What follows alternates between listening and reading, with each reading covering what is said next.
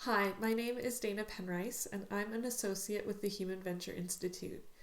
I wanted to share a short video to talk about the difference between frameworks and metaframeworks and why they might be important for us for social change. Used in a literal sense, we might associate the term framework with construction. Think of a timber frame building where the structures are held up by those timber frames. But we also use things like a legal framework, and in many ways the meaning is the same. In this case, a framework is a structure to build our thinking and actions upon. When you really look around, you can see frameworks used everywhere. Organizations, businesses, healthcare, education, religions, all of these use frameworks. More examples include things like the Constitution, the Linnaean classification system for species. Software systems use frameworks. Even the family unit is a framework. But this comes with a warning. Frameworks are designed by someone for something. And since humans are involved, that means that there should be all kinds of questions about them, because left unchecked, there is a risk of ignorance and error perpetuating through them. So, what do we use frameworks for? Frameworks tell us how we should be thinking about something. They tell us what the goal is and how we might get there. They tell you something about authority and responsibility and maybe who we should be paying attention to. They tell us what the standards are. They lay out our assumptions and expectations. And they can be really helpful because they can tell us how we should behave in a given situation. But not all frameworks are the same. They can be accurate or they can be full of errors. They can be flaky or robust. They can be comprehensive or incomplete. They can be unchanging or they can be flexible. They can be sufficient or insufficient. They can be too narrow. They can not have enough depth to them. They can be adaptive or maladaptive. And all of this is important for how we can deal with the situation we are in or not. One of the most important situations that we should be paying attention to today is the state of humanity and our planet. We often attempt to solve the world's crisis with frameworks. There's the United Nations Framework Convention on Climate Change, or the Green New Deal, or the agreements that hold together NATO. We know that frameworks are powerful tools. We know that they can be helpful to coordinate people and organize activity and support change. But the reality is that we aren't seeing the kind of progress out of these efforts to truly deal with the crisis that is upon us. And that brings us to the need for metaframeworks. A good analogy here is the difference between using a tool versus being the tool maker. A tool maker would know when and how to use tools. They would understand the design process, and they would be aware of the flaws and potential weaknesses of the tool. It's a higher level capacity than just using the tool. A framework guides a function or a purpose. A metaframework guides the development of a framework. A metaframework is used for assessing the logic or accuracy of a framework, or what we sometimes call an orienting story. A good metaframework can help us judge scope and depth. Is it broad enough or is it too narrow? Does it bring deep enough understanding? It can also help us judge quality. Is it accurate? Is it truthful? And it can help us understand comprehensiveness. Does it capture the most significant aspects of the situation to be helpful? Ken Lowe, the developer of the Human Venture Metaframework, said, "A metaframework is a more comprehensive, more open, and more adaptive frame of reference than a framework. Many cultures throughout history did have a philosophy of life, but they didn't have a meta-philosophy that helped them to adapt and integrate all different aspects of other philosophies and frameworks and frames of reference that would be available to them to draw upon and build upon. But there have been moments in human history where we have developed metaframing capacities. One moment in history was the Axial Ages, from the 8th century to the 3rd century BC. During this period, Hinduism, Buddhism, Taoism,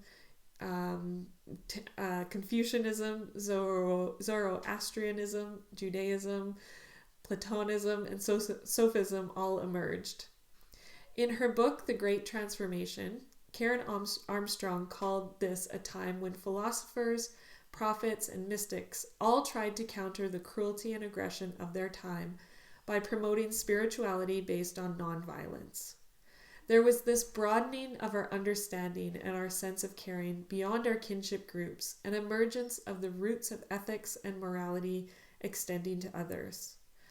And while this was a leap forward for humanity, there were still some failings. There was a reliance on religious authority, a concentration of power, and limited understanding of the universe, which brought about mysticism. But we took another leap forward in our metaframing capacities as humans with the emergence of the scientific revolution. This was a time when theory and evidence replaced faith and authority.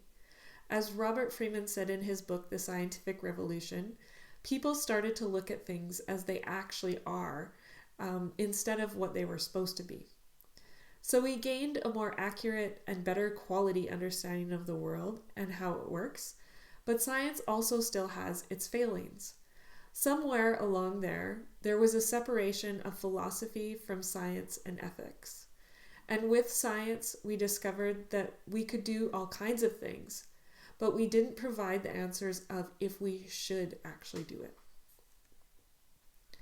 A key concept to understanding metaframing capacities is the concept of orders of oversight and control. In order to develop our metaframing capacities, we need to be developing what we call third order oversight and control. First order oversight and control is our operational attention. This is this tells you what to pay attention to in the immediate. What's going on around you in this moment and what are you doing about it? But you need a different level of attention to figure out when to do things and why. This is the second order oversight and control. It helps us to prioritize and schedule things and fit things into a broader story. One of the challenges, though, is that this order is really influenced by media, marketing, politics, and socialization. The result is that we end up with conflicting and disintegrated priorities, which raises the need for another set of oversight and control. The third order helps us to sort through those conflicts. It is much broader, and if it is well developed, it gives us the oversight and control over those conventions and socialization. It tells us how our higher level ideals can be integrated into that second and first oversight and control. And this helps us to pay attention to how we fit into the broader flow of humanity and life. Orders of oversight and control is just one concept in the Human Venture Metaframework. Developed by Ken Lowe, this is a specific kind of metaframework for understanding the development of adaptive power and intelligence. Why would this be helpful? First of all life adapts. If we don't adapt, we die. This tells us about life and how it works. Take, for example, the concept of power.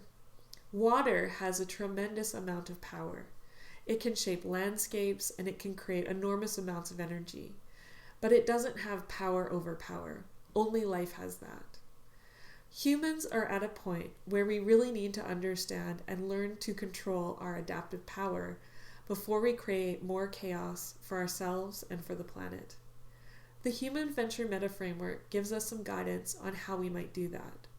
It helps us to understand how humans build capacities to navigate unmanaged threats and opportunities and really face the challenges that are headed our way. It provides some trailheads for how to start developing metaframing capacities that we will need to get through with what humanity has gotten itself into. So how do we develop third order oversight and control and those metaframing capacities? By studying other frameworks and by studying the whole record of human striving, achievement, and failure. And by looking at periods of history where humans have developed tremendous amount of progress in our capabilities and our capacities, And at those times when we have utterly failed, we can start to develop those metaframing capacities. The world ahead of us is incredibly complex and daunting, but one of the amazing things is that it is comprehensible if we learn to develop a deeper understanding of where we have come from and where we are headed. The Meta Framework provides a lot of tools to help us, but it's not complete. That is the work that we are carrying on doing through the Human Venture Institute and Human Venture Leadership. You can learn more about us and the Meta Framework itself at www.humanventure.com.